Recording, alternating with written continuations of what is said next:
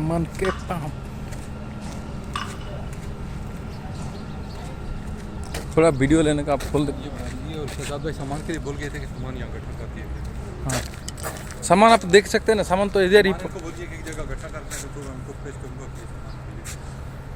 आज तो शायद कल सुबह में आएगा ना उस कल वक्त। आएंगे? हाँ, कल तो आएंगे ना जलजी में।